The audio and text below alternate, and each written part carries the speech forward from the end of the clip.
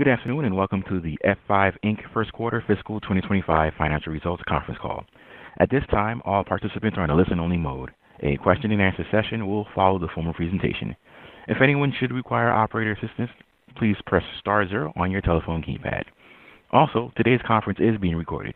If anyone has any objections, please disconnect at this time. I'll now turn the call over to Ms. Suzanne DuLong. Ma'am, you may begin. Hello and welcome. I'm Suzanne DuLong, F5's Vice President of Investor Relations. We're here with you today to discuss our first quarter fiscal year 2025 financial results. François Locoh-Donou, F5's President and CEO, and Cooper Werner, F5's Executive Vice President and CFO, will be making prepared remarks on today's call. Other members of the F5 executive team are also here to answer questions during the Q&A session. A copy of today's press release is available on our website at f5.com, where an archived version of today's audio will be available through April 28, 2025. We'll post the slide deck accompanying today's webcast to our IR site at the conclusion of our call. To access the replay of today's webcast by phone, dial 877-660-6853 or 201-612-7415 and use meeting ID 1374-9373. The telephonic replay will be available through midnight Pacific Time, January 29, 2025. For additional information or follow-up questions, please reach out to me directly at s.dulong@f5.com. Our discussion today will contain forward-looking statements, which include words such as believe, anticipate, expect, and target.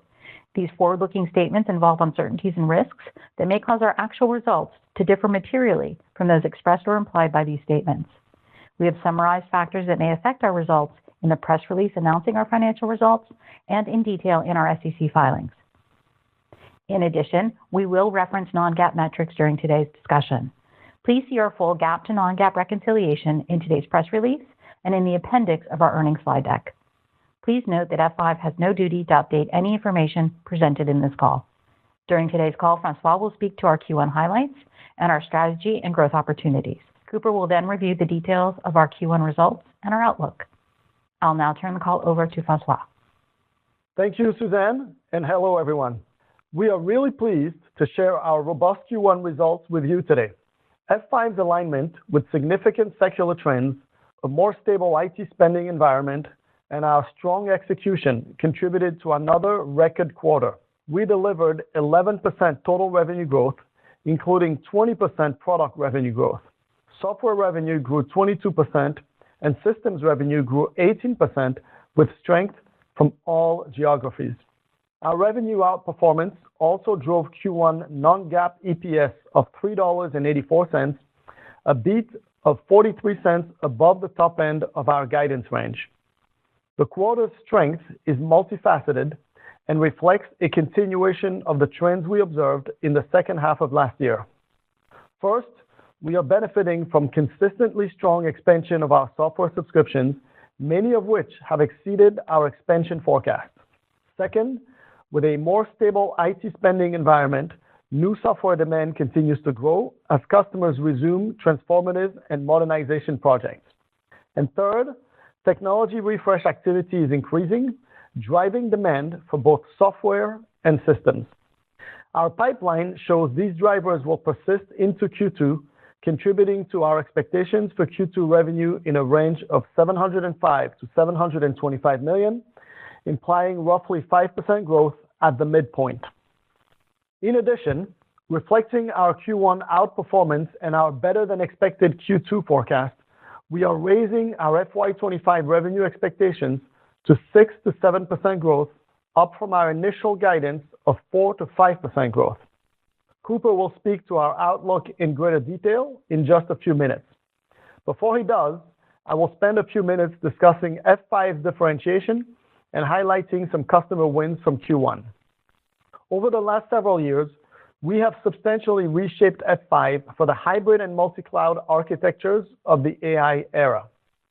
With all its advantages, hybrid multi-cloud also brings with it new challenges. IT teams are being overwhelmed by high cost, crushing complexity, and escalating cyber risk, a set of challenges we call the ball of fire. As AI becomes ubiquitous, it will add fuel to the ball of fire, requiring more capacity to handle massive amounts of data, more sophisticated traffic management to deal with complex traffic patterns, and enhanced security capabilities to stay ahead of new security threats. Unlike competitors who invested solely in cloud or SaaS, or significantly reduced investment limiting their applicability in a multi-cloud world, over the last several years, F5 innovated across hybrid SaaS and next-generation software and hardware. As a result, we stand alone with the only complete hybrid multi-cloud portfolio for application security and delivery. We are the only player that can partner with a CIO or CISO to secure and deliver all of their applications and APIs across hybrid multi-cloud environments. We are differentiated across three primary vectors. First, F5 has the most effective and comprehensive application and API security platform in the industry. We enable our customers to consolidate point products targeting specific threats onto a single integrated platform with a suite of best-in-class capabilities. A notable example of the power of our ability to consolidate multiple security point products comes in the form of a significant Q1 renewal and expansion with a major financial services customer. Along with the anticipated renewal and expansion of its sizable BIG-IP and NGINX term subscription, the customer converged multiple security point solutions onto F5, adding SSLO and DDoS use cases. The result was a larger than expected expansion on what was already an 8-figure renewal. Second, F5's hybrid multi-cloud strategy enables consolidation on a single vendor for app security and delivery. Only F5 delivers solutions that extend from customers' on-premise environments across public clouds to the edge. F5 simplifies connecting disparate infrastructure environments and the applications deployed in and across them. In Q1, a regional utility company in North America modernized its BIG-IP application hosting, security, and remote access infrastructure. The customer also deployed F5 Distributed Cloud Services to support its modern applications, displacing 2 F5 competitors and consolidating their traditional and modern applications and investment on F5. Third, F5 solutions streamline customers' operations with consistent policies, comprehensive automation, and rich analytics. We enable customers to simplify their operational management across all environments. One of the largest private sector banks in APAC offers a great example of this dynamic. The customer has deployed F5's unified security policy, displacing 2 point security competitors and consolidating on F5 for multiple use cases across their on-premises, public clouds, and Kubernetes environments, leveraging F5 in SaaS, software, and hardware deployment models. F5 is vastly simplifying hybrid multi-cloud complexity for customers. By converging multiple point solutions to address high-performance traffic management, full web app and API security, multi-cloud networking, and AI gateway capabilities, we are empowering customers with simplicity and choice. F5 enables them to tame the ball of fire with the right mix of hardware, software, and SaaS that best fits their operating model, deploying securely and consistently on-premises, in the cloud, or at the edge. F5's differentiated approach to hybrid multi-cloud is also driving competitive displacement momentum across our full range of hardware, software, and SaaS deployment models. In fact, in Q1, we achieved a record number of competitive displacements. These included a notable win with a home improvement retailer. Following a series of escalating challenges with its incumbent ADC provider, the customer is replacing them with F5 BIG-IP, leveraging BIG-IP's automation capabilities to support their application delivery infrastructure and to streamline operations. In another example of a competitive takeout in Q1, a leading American insurance provider and longtime BIG-IP customer chose F5's Distributed Cloud Services to eliminate its growing security tool sprawl and reduce associated administrative burdens and costs. The customer is replacing their prior API protection provider with F5's Distributed Cloud Services, Web Application and API Protection, or WAP, solution. In doing so, they are enhancing their application and API security while consolidating tooling. Before I pass the call to Cooper, as I have in prior quarters, I will discuss the latest developments we see emerging with AI. In the last year, organizations across the globe have embraced AI as a strategic imperative. We expect that within 3 years, 80% of applications and processes will be infused with AI. There is evidence of this ramp in our own business, with more than 50% of our F5 Distributed Cloud customers already leveraging our AI agent, which provides configuration assistance and insights.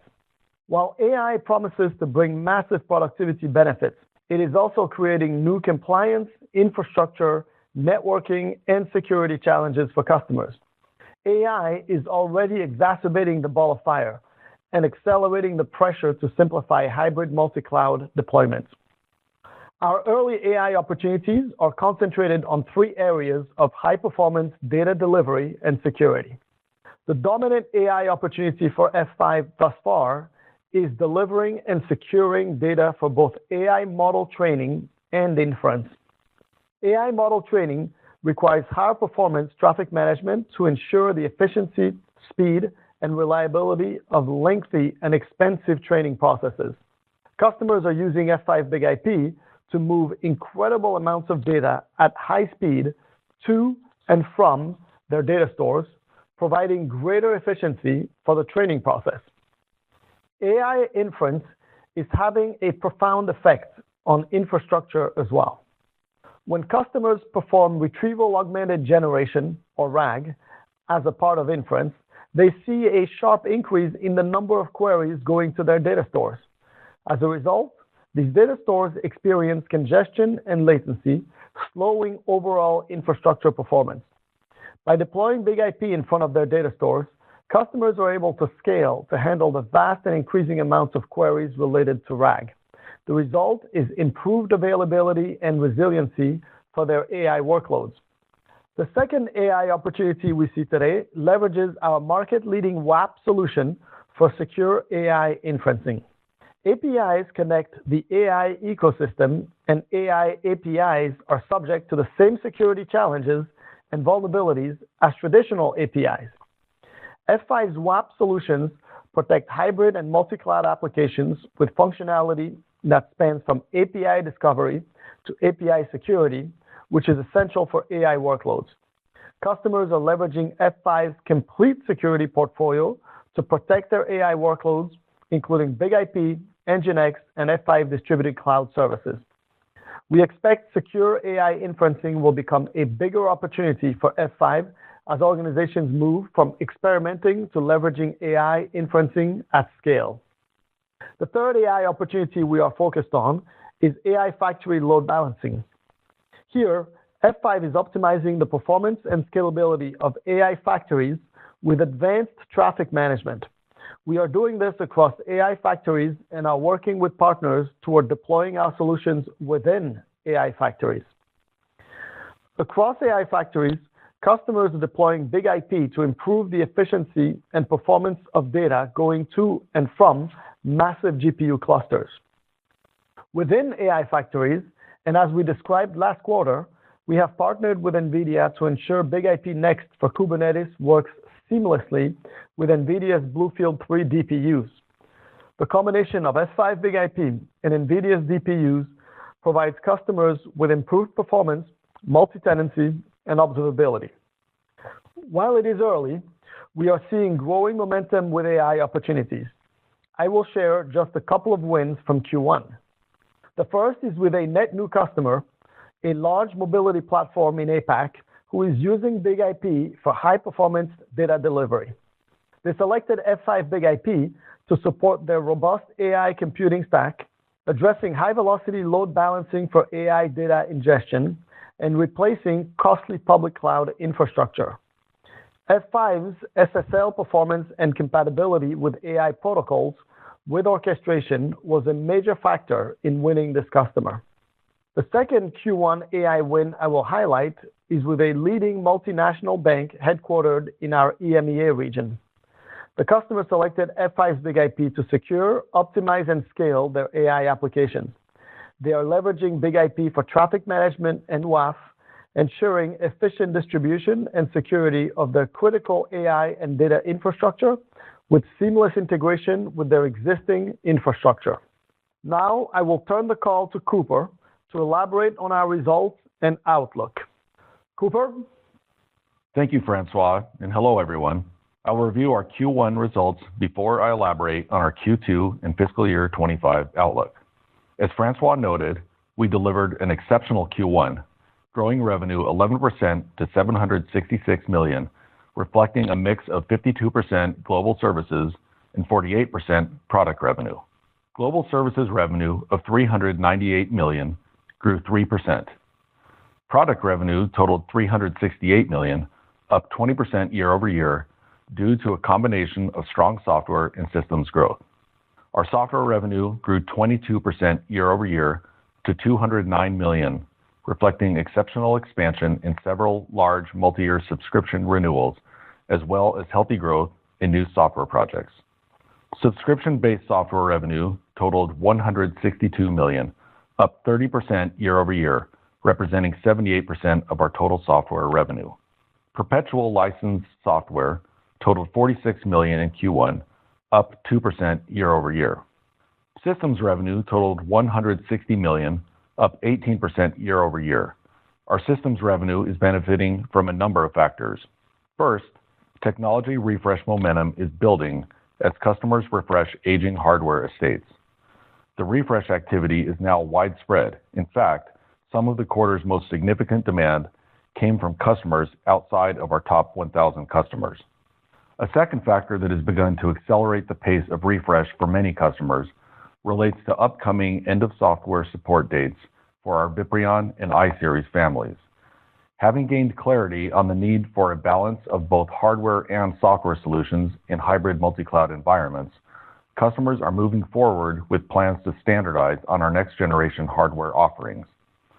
Lastly, our commitment to continuous innovation in both software and hardware is driving increased competitive displacement momentum and resulting in new customer wins. As we've discussed previously, we implemented a price increase on January 1st, and we believe we did see a modest amount of systems orders pulled into Q1. Revenue from recurring sources contributed 72% of our Q1 revenue, reflecting 10% year-over-year growth. Our recurring revenue comes from a combination of our subscription-based revenue and the maintenance portion of our global services revenue. Shifting to revenue distribution by region, as Francois noted, our teams drove growth across all theaters. Revenue from the Americas grew a strong 15% year over year, representing 56% of total revenue. EMEA grew 6%, representing 27% of revenue, and APAC grew 6%, representing 17% of revenue.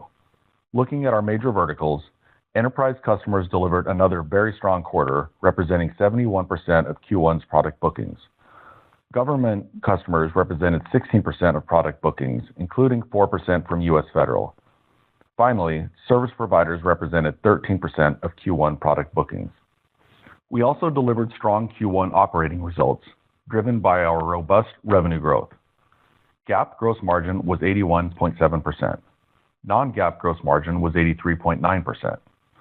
Our GAAP operating expenses were $421 million. Our non-GAAP operating expenses were $356 million. Our GAAP operating margin was 26.8%. Our non-GAAP operating margin was 37.4%, up 189 basis points from the year-ago period. Our GAAP effective tax rate for the quarter was 20.4%. Our non-GAAP effective tax rate was 21.8%. Our GAAP net income for the quarter was $166 million, or $2.82 per share.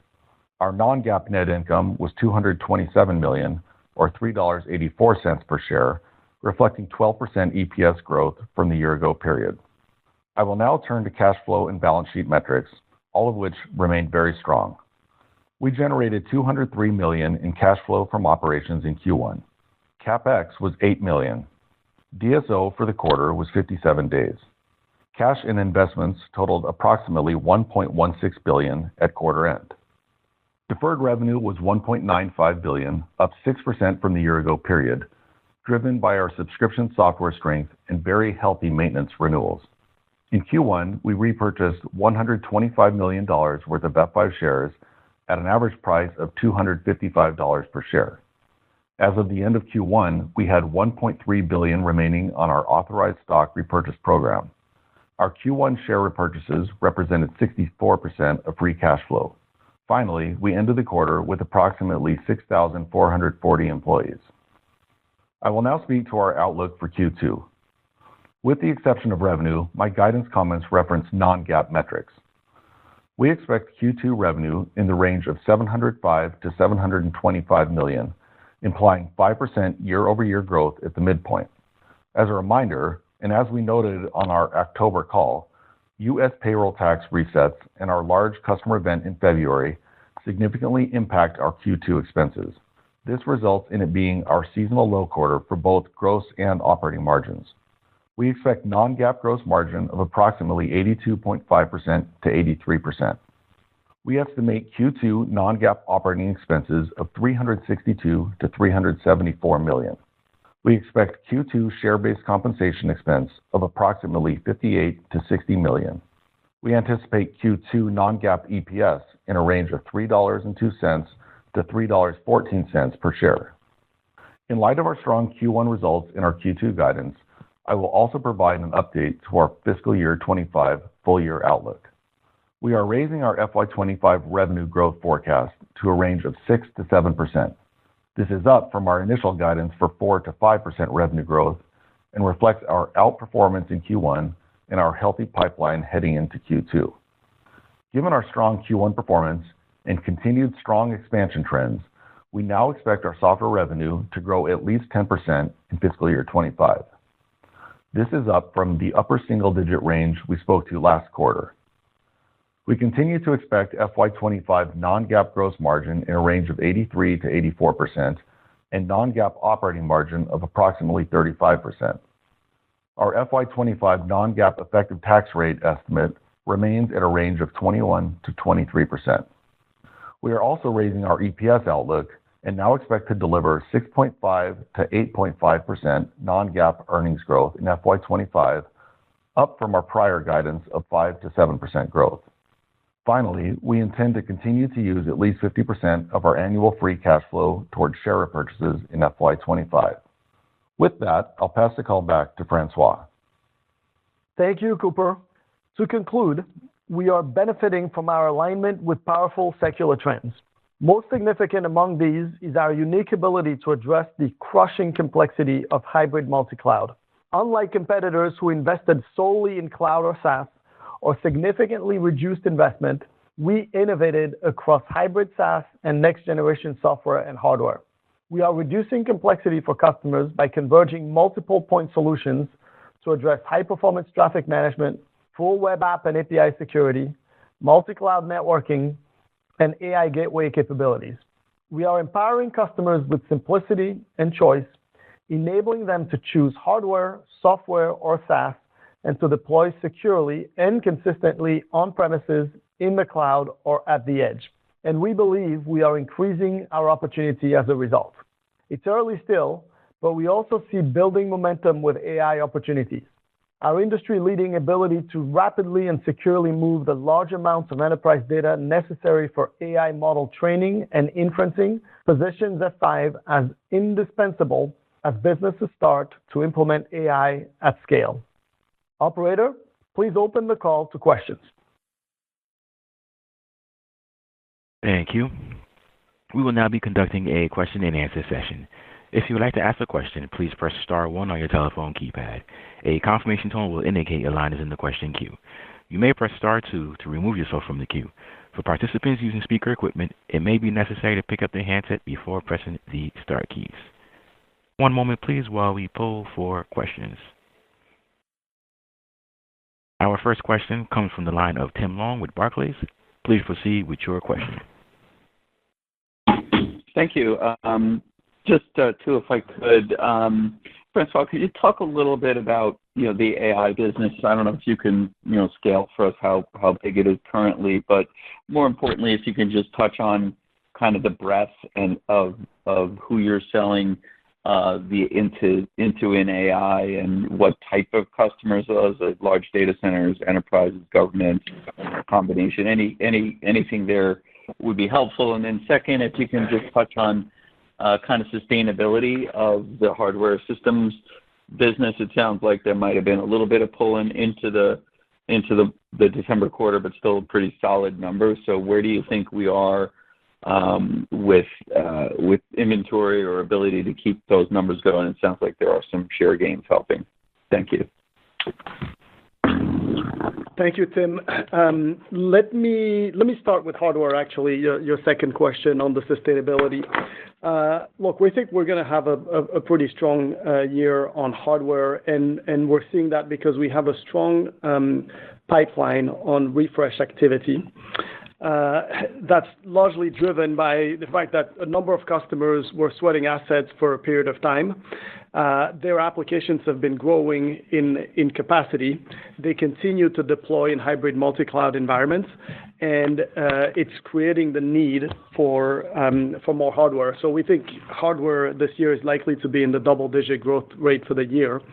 And in addition to that, we are, in addition to growth within our existing customers in hybrid multi-cloud environments, we're also continuing significant competitive displacements.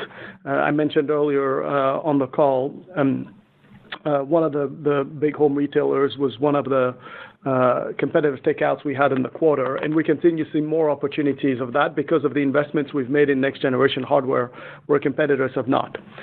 Yeah, and Tim, one thing I'd also add on the supply front, we feel really good about our ability to fulfill this demand in the near term. No real constraints that we're seeing right now. We're largely onto newer generation platforms, and we did a lot of work during the supply chain crisis in terms of developing a more resilient supply chain and base of partners. So we should be in really good shape from that perspective. Great. And then, Tim, on the first part of your question on AI, so let me just frame the opportunity that we're seeing for F5 in AI. There are really three categories of opportunity we're seeing.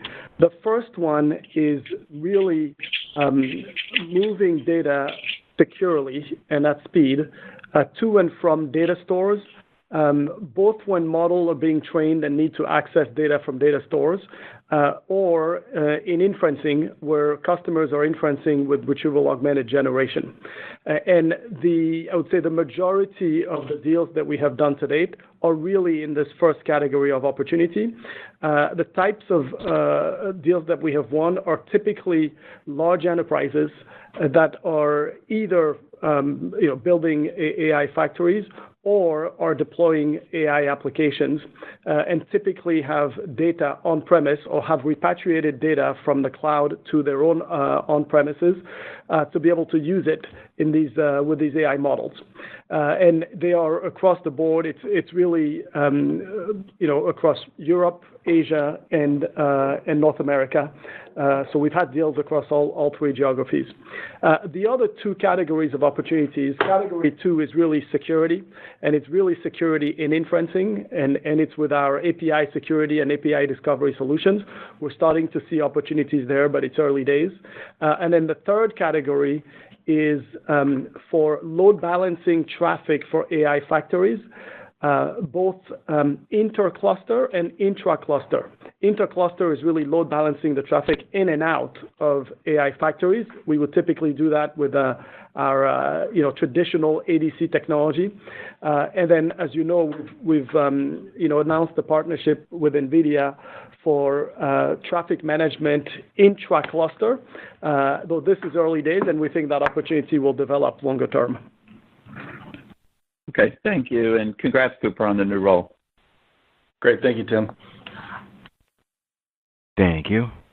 Our next question comes from the line of Meta Marshall with Morgan Stanley. Please proceed with your question.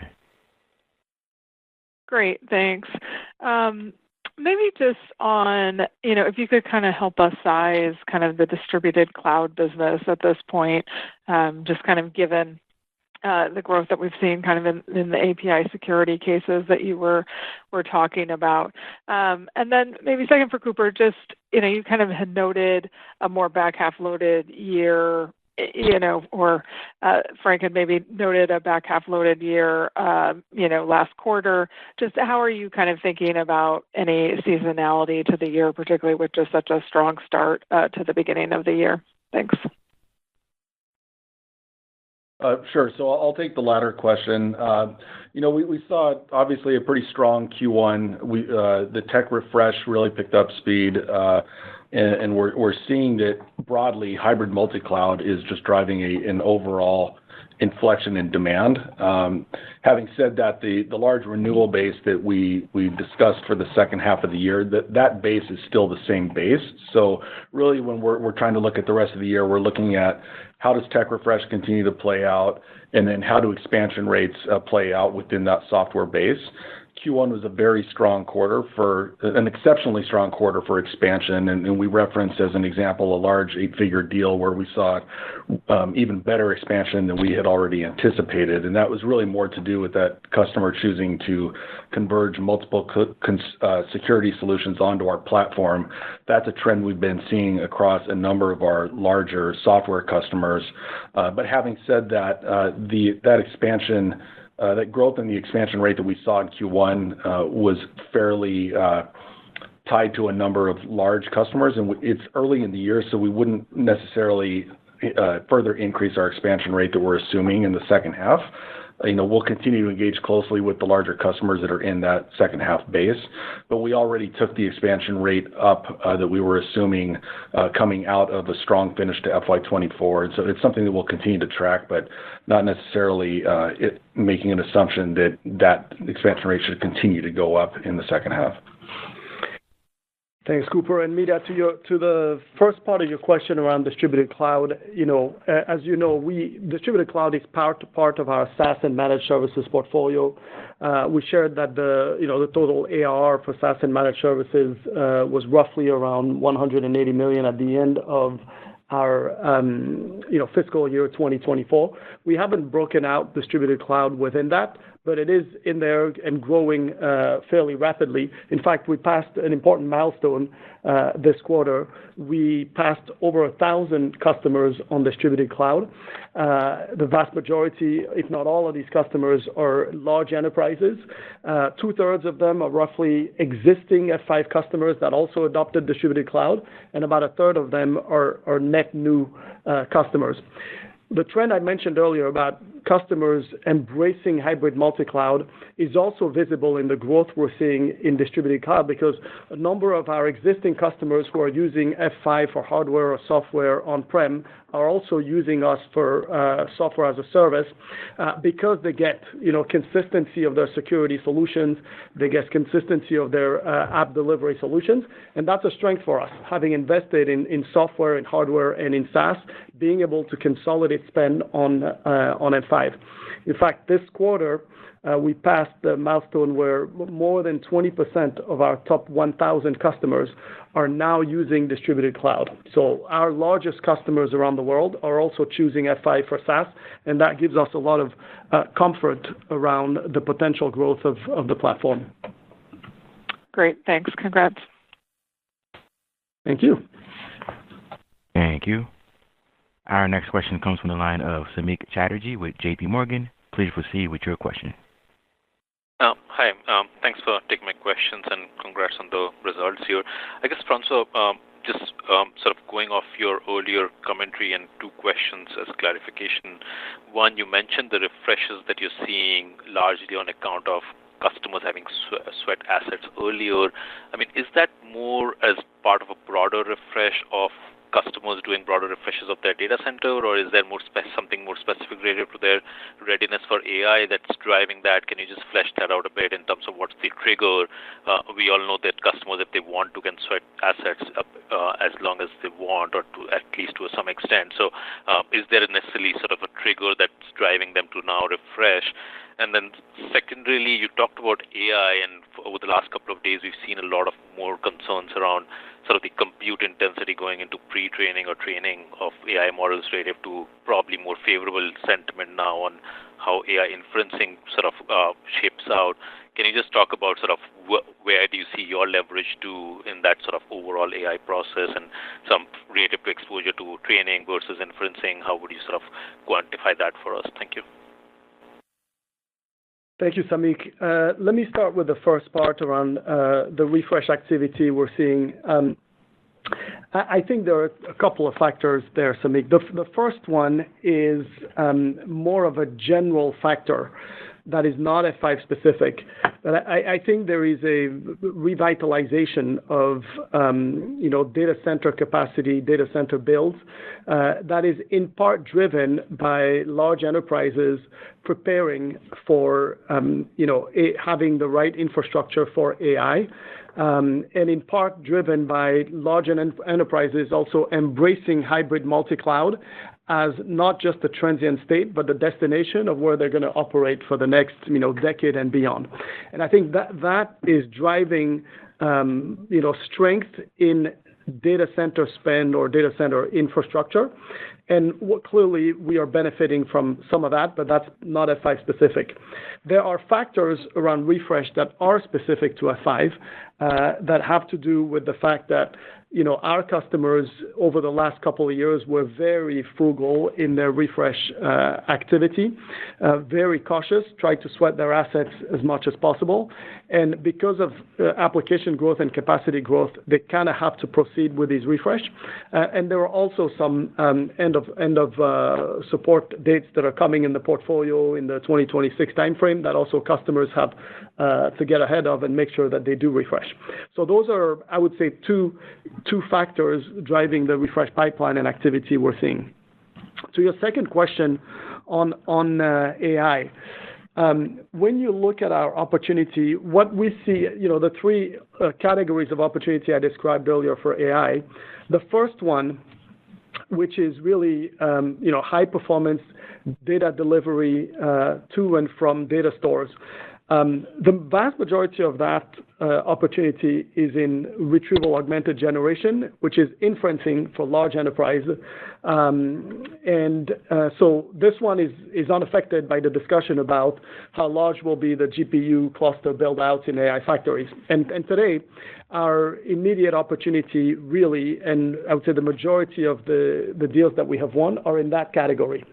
As it relates to the news from yesterday and the discussion from yesterday around the size and scale of AI factory build-outs in the future, that's tied to our opportunity to go into load balance in front of clusters or even go inside of clusters and provide traffic management intra-clusters. We are not yet, you're very early days in that opportunity. We haven't yet started to actually drive revenue from that opportunity. We think it's a very sizable opportunity down the road, but it's very early days and frankly too early for us to quantify it. In general, though, I would say that the stance of F5 is if in fact we can have more open source models that allow more enterprises to adopt AI faster and build their applications, and it creates a faster proliferation of AI applications. That is really good news for F5 because it means that we will have more opportunity to do high performance data delivery for data stores and more opportunity to secure AI workloads. And if in fact it is cheaper to build and train these models than we thought it would be, that is also good news because it will accelerate adoption of AI. So we're at this point, it's early days. I think we don't want to get too ahead of ourselves in terms of these opportunities because it's not yet meaningful or material to our revenues, but we are excited about the opportunities we're seeing and the engagements we're having with customers. Great. Thank you. Thanks for all that color. Thank you. Thank you. Our next question comes from the line of Michael Ng with Goldman Sachs. Please proceed with your question. Hey, good afternoon. Thank you very much for the question. I just have two as well. First, I wanted to ask about the perpetual revenue in the quarter. This is the, I think, third consecutive year where you had a very strong seasonal fiscal 1Q. I was wondering if you could just provide a little bit more color there. Is it related to the financials expansion that you talked about. Is it indeed seasonality, or should we think about this as a run rate? And then second, I can appreciate U.S. federal is a small part of the business. I think you mentioned 4%. Could you just comment directionally? Was that strong? Was it weak? Any directional color would be helpful there. Thank you.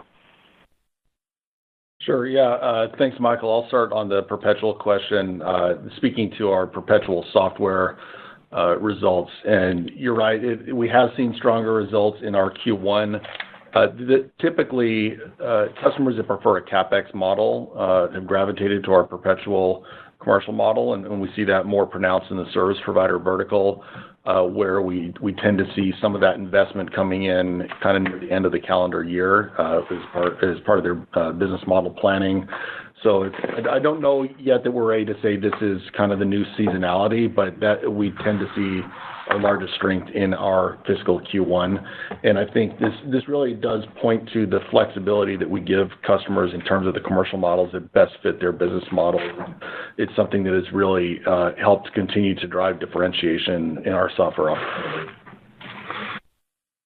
And I can, take your question on the federal business. Look, the 4%, it's an important, of course, part of our business, but a relatively small component overall. Our business in Q1 in the Fed was pretty solid. Our pipeline looks, very healthy. And so, for everybody that's doing business with the federal government, there's some level of uncertainty at this point in time with the change in administration. But generally, we had a pretty good Q1, and the pipeline looks healthy.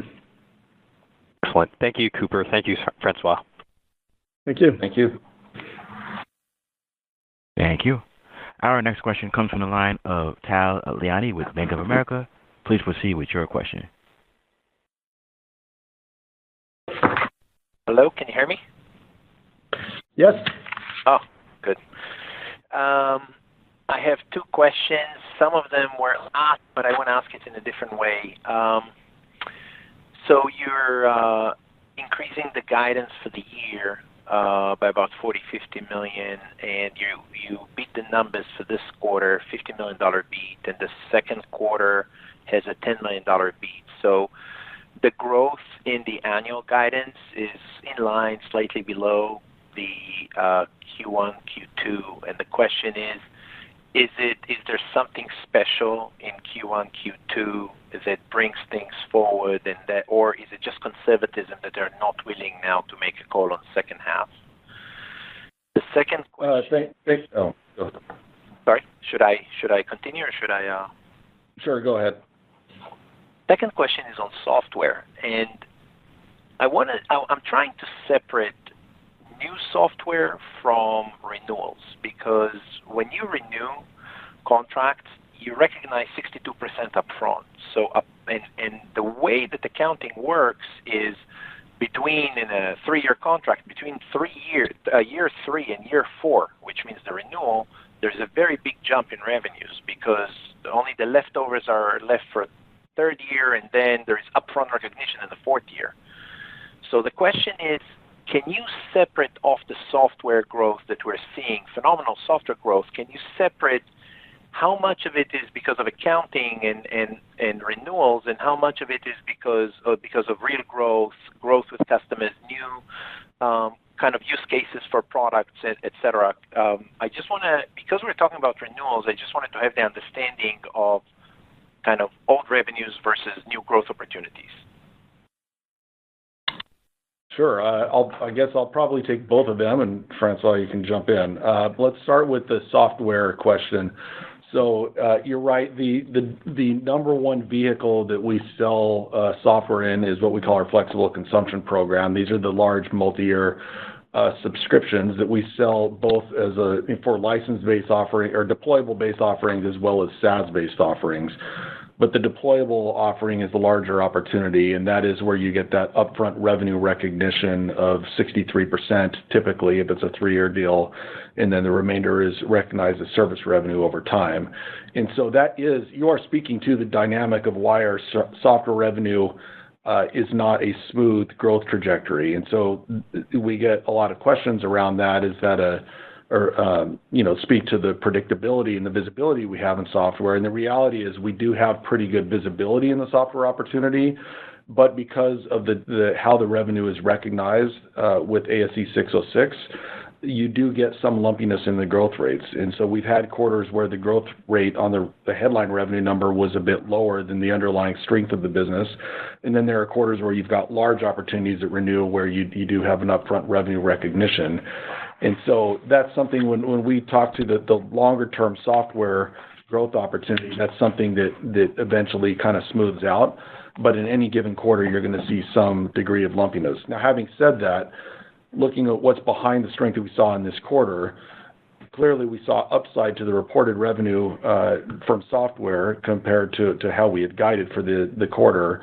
And that was really driven by the very strong expansion we're seeing at that time of renewal across those large subscription offerings. And this is really customers that are converging multiple solutions onto our platform. So we're winning at a higher rate in the marketplace, and we're seeing customers do a lot more with F5 across our portfolio, and that's really what's behind that strength, and it's what has allowed us to take our guide up for the full year for software. Got it. And then I would also note that we did also see growth from new software projects, where we had said going into the year that we were assuming revenue from new projects would be roughly flat year over year, and when we saw healthy growth in Q1. And so that's something we'll continue to monitor over the course of the year. Great. And about the second half question? Yeah, so the guide for the full year, we had said that it would be low single-digit growth in the first half and mid-single-digit second half. And so we saw strength in Q1 that was both on hardware and software.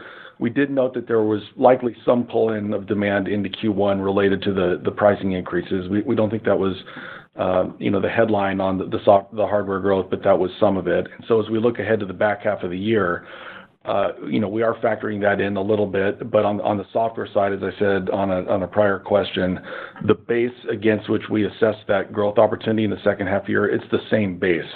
And so that's something that if we continue to see exceptional expansion rates on that base, we could see a better outcome from a revenue perspective. But given that it's early in the year and that a lot of that strength was really kind of more pronounced across some of our largest deals in Q1, we think it would be a little bit premature to just assume that same level of expansion in the second half of the year, but we'll continue to engage closely with those customers, and we certainly see the opportunity. Thank you. Thank you. Our next question comes from the line of Amit Daryanani with Evercore ISI. Please proceed with your question. Yep. Thanks a lot. I have two as well. I guess maybe just started on the system side. You folks had really good 18% growth year-over-year on the system side. How much of that do you think was driven by pull-ins ahead of the price increases that you're implementing? And if you just quantify what sort of price increases got implemented on Jan 1st, that would be helpful. Sure. Yeah. So it was a modest. I mean, it's kind of hard to fully break that out, but as we worked our sales teams, our view is that it was a modest amount of pulling. It wasn't super material to the results, but we did want to acknowledge that there likely was some demand pulled in. These price increases are kind of mid-single digits across hardware and software, so they're not at the same magnitude of previous price increases we saw in the systems business, where we saw a more pronounced pull-in of demand. Got it. And then, if I just go back to that software discussion you were having a minute ago, the way you folks are guiding at this point, it looks like, 22% growth in Q1, and then you see some fairly notable deceleration as the year progresses to hit that at least 10%. Is that kind of deceleration just conservativeness because you don't know what the expansion metrics could look like, or new projects could look like, or is there something more nuanced that's happening in the next few quarters that we should be aware about? No, I mean, I think you could say that maybe we're being prudent. The last couple of quarters, the expansion rate has been well ahead of our historical norms. Again, because it's so early in the year and it tends to be centered around our larger deals, I think that we're just being a little bit wanting a little bit more time to really assess, do those expansion rates continue to go up through the year? But as I said, it's the same base of opportunity that we see in the second half of the year as when we originally put together our guidance. So what you're really seeing is just the strength that we saw in Q1 against what we had previously said would be kind of more flattish to low growth on the software side. And given the strong expansion rates we saw on those largest customers, that's where the strength is coming through in Q1. Got it. Thank you. Thank you. Our next question comes from the line of Matt Hedberg with RBC. Please proceed with your question.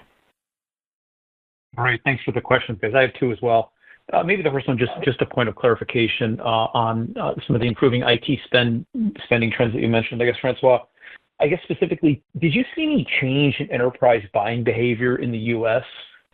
Post the presidential election? I guess is the first question. I want to say no.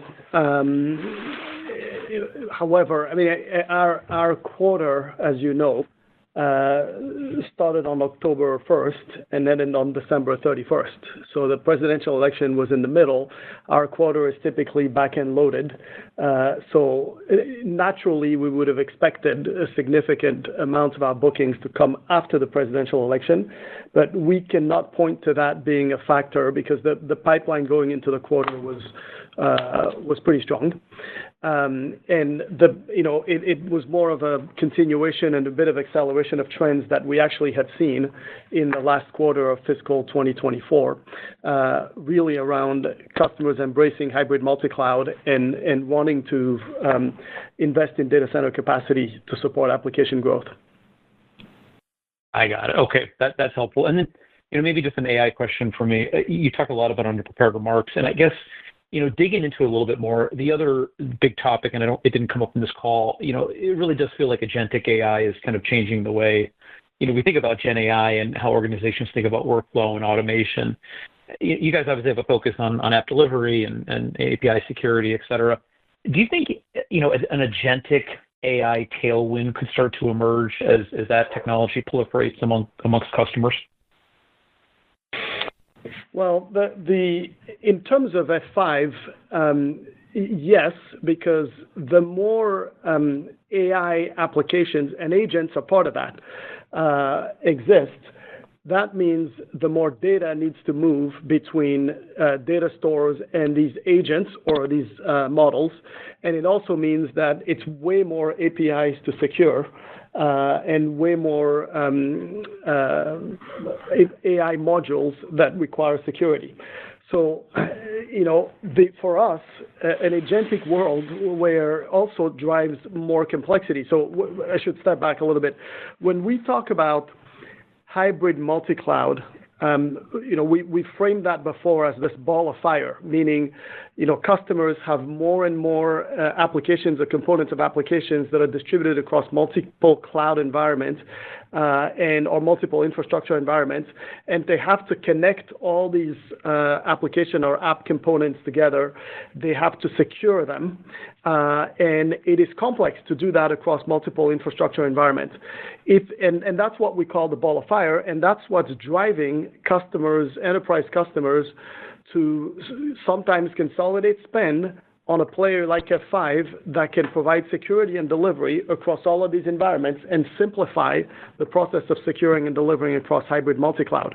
Now, if you think about an agentic world, this is one where, AI applications are going to be calling agents that are, of course, in a different infrastructure environment. Sometimes folks don't even know where that agentic, application resides. And so it creates even more complexity around hybrid and multi-cloud environment, and it creates even more need to secure those applications across all these environments.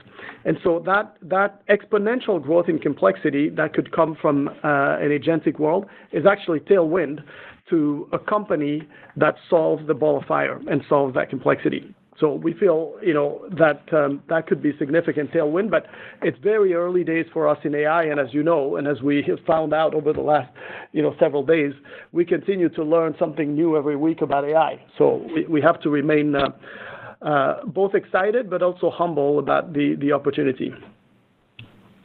Great perspective. Congrats on the results, guys. Thanks. Thank you. Thank you. Our next question comes from the line of James Fish with Piper Sandler. Please proceed with your question. Hey, guys. Cooper, I don't want to dwell on this, but, I think what we're all trying to get at here is these were impressive results, the largest beat we've seen out of F5, I think, ever. Can you help us understand the differences in terms of what's driving the sustainability here?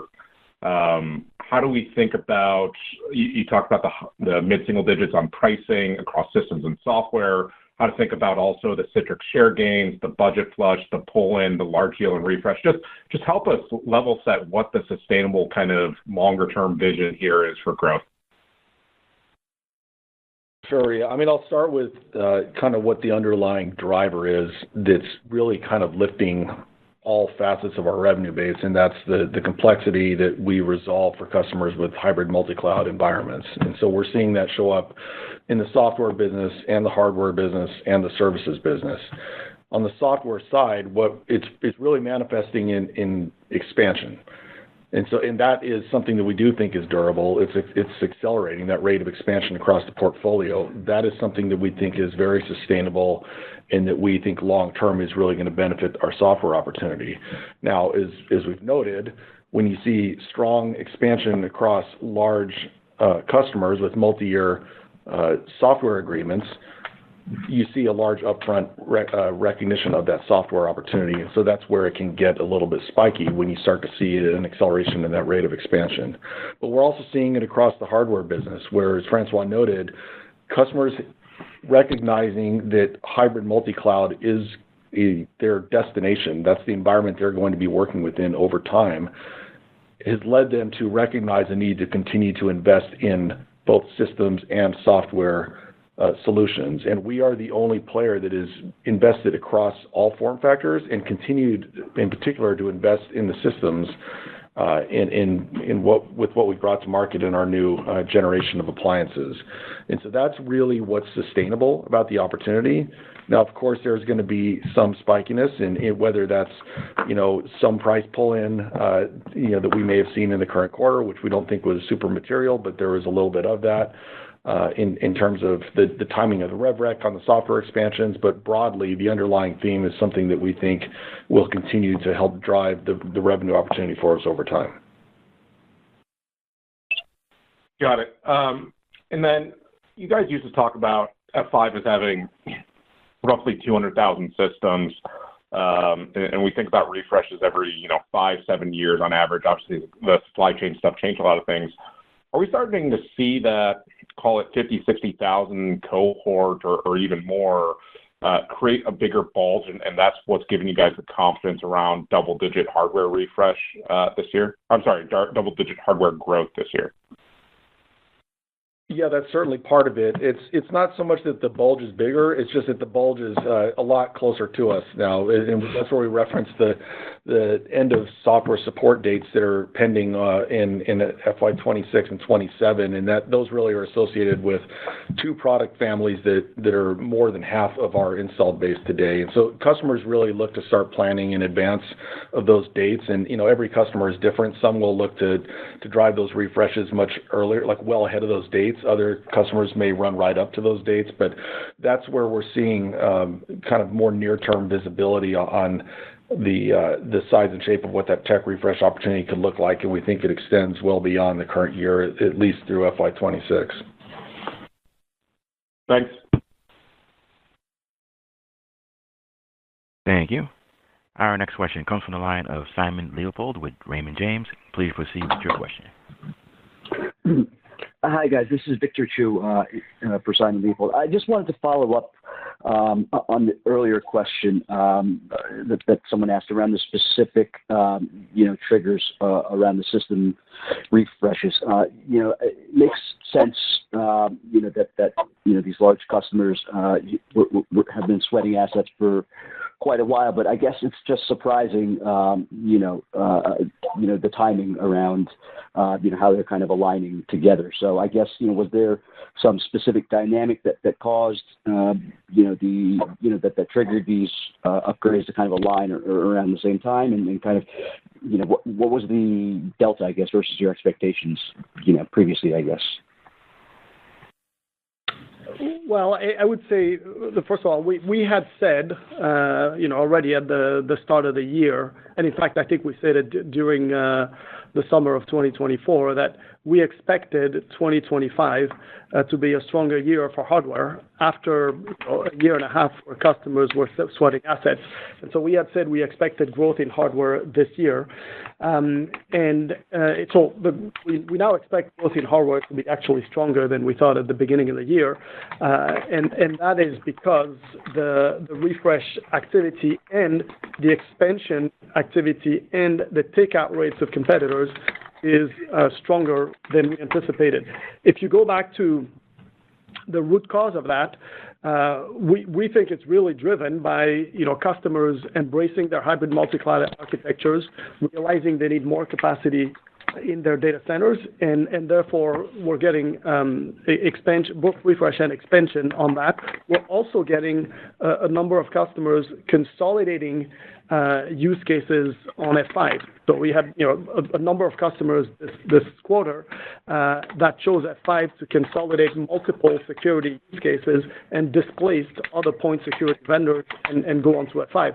That's driven by the investments we've made in security and in next generation software and hardware over the last several years. All of that's coming to align on the opportunity for us to both on our systems business and on our software business. Okay, so given that dynamic, I mean, does your expectation around systems growth over the long term, change, given these dynamics, or do you still expect, over time that systems, continue to decline? Is that your expectation? Look, what we have said, we're not here to give long-term guidance, but what we have said is that over time we expected that more and more customers would move towards adopting more software in their environment. That said, I'd say a lot of these customers, the majority of customers, are actually deploying software and hardware in their environments. That's why we talk about hybrid multi-cloud. They want the flexibility to deploy the software in different places, but they continue to deploy hardware. So, over time, the trajectory of the hardware business our views on that haven't changed. Of course, AI and the AI use cases I mentioned earlier are a bit of a wild card on that. It's too early to know what impact they have on the trajectory of the hardware business, but we are starting to see some opportunities for hardware related to AI, and that could, have some impact down the road on the long-term trajectory of the business. Great. Thank you. Thank you. Our next question comes from the line of Matt Dezort with Needham & Company. Please proceed with your question. Great. Thanks for taking the question, and congrats on the results, guys. I guess, Francois, on that AI opportunity you were just talking about, I guess what visibility do you guys have to those initial opportunities? Where are we at in the rollout of those? Can you talk a little bit about your go-to-market for these AI opportunities, whether that's requiring any incremental investment, and how are you winning these opportunities, and who are you seeing? Thanks. Thank you. So there's a bundle of questions there. I'll try and hit all of them. Let me start by saying, I am very cautious when I speak to our opportunity in AI because I feel things are developing very quickly and there's always new learnings. And frankly, there is the body of data that's available to us to make pattern recognition and long-term projections those samples are very small today. That said, we are, the kinds of deals that we are winning right now are generally large enterprises. And as you know, F5 is a company that is focused on large enterprises. So this is where our account teams are already working and having relationship with customers. We are typically winning these opportunities either because our traditional customers are deploying the infrastructure for AI, or because the folks deploying AI infrastructure, get to know about F5 from their internal stakeholders who deploy F5. We haven't had to make very significant departures from our existing products to date, because our existing products are ideal for securing and moving significant amounts of data at speed in these environments. And so it's a fairly straightforward go-to-market motion for our existing account teams, both to find these opportunities and to prosecute these opportunities with our existing solutions. Now, going forward, as we learn more about these environments, we may make some targeted customizations, development, etc., for these opportunities, but that will come down the road. In terms of the competitive landscape, again, we stand alone in having made the investment in both software and hardware for hybrid multi-cloud environments. These AI architectures are inherently hybrid and multi-cloud because you have data that can reside on-prem or in the cloud. You have AI models that are largely in public clouds today, but some enterprises are starting to deploy AI applications on-prem. And so you do need the ability to connect these environments together and solutions that operate across them. We're very uniquely positioned to serve those needs, and that is why we have a good win rate on the opportunities that we have engaged to date.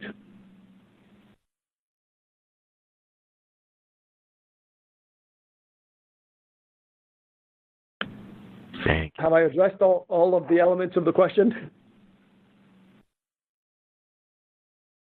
Yeah, thanks, Francois. And then I guess on the competitive environment, it sounds like things are really opening up for you guys. Anything you can give us on the pipeline of opportunities there? How are win rates trending for hardware as well as in cloud with NGINX and DCS? Do you anticipate any changes to the competitive opportunity as you take up prices here in January? We don't anticipate changes to our competitive opportunity as it relates to prices. As it relates to your first part of your question, I would say in the software and hardware ADC market, we feel very, very good about our competitive position, which is the result of several years of investment in next generation software and hardware, going against competitors that chose not to do that. And so large customers, as you know, ADCs are extraordinarily sticky as a technology. And despite that, we are able to take out some estates that are pretty significant in large Fortune 500 companies. So we continue to feel very good about that, and we think that opportunity, a lot of it is still in front of us, and will continue. In distributed cloud services, we are early. We are an attacker. We are very happy that we just passed 1,000 customers there. We went from 0 to 1,000 customers in roughly 30 months. All enterprise customers, all paying customers, of course.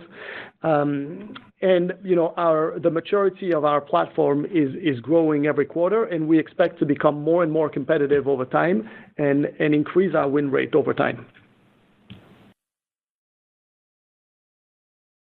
Fantastic. Thanks, guys. Congrats again. Thank you. Thank you. Thanks, Matt. Thank you. And as our last question, we'll have Sebastien Naji from William Blair. Please proceed with your question.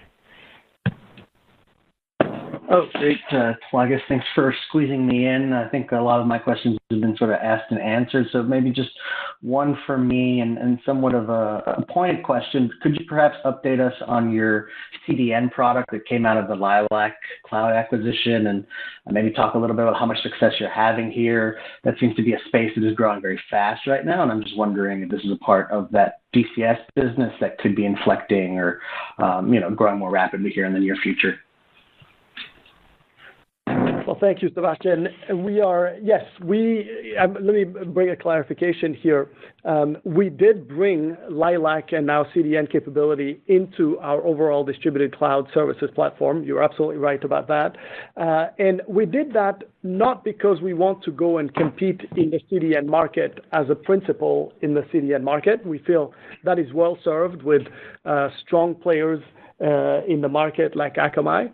But we did that rather because we have a number of customers that want the security capabilities from F5, like web app firewall, API security, DDoS protection, things like web app scanning, etc. And at times want that bundled with some caching capability. And so we felt it was important that we be able to offer the entire bundle to them. And I mentioned we have passed 1,000 customers earlier. A number of these customers actually took a full bundle that includes our CDN capability into the solution that they're purchasing from F5. But generally, customers don't come for F5 looking for a CDN. They come for F5 looking for a bundle of capabilities, security, of course, that includes a CDN. And on that, we're doing well with the solution that we got from Lilac. Got it. Makes a lot of sense. Congrats on the quarter again. Thanks. Thank you so much. Thank you. And there are no further questions at this time. I would like to turn the floor back to CEO Francois Locoh-Donou for closing remarks. Well, thank you for joining us. We look forward to seeing many of you during the quarter and to discussing our hybrid multi-cloud and AI opportunities. Thank you. Thank you. This concludes today's conference, and you may disconnect your line at this time. Thank you for your participation.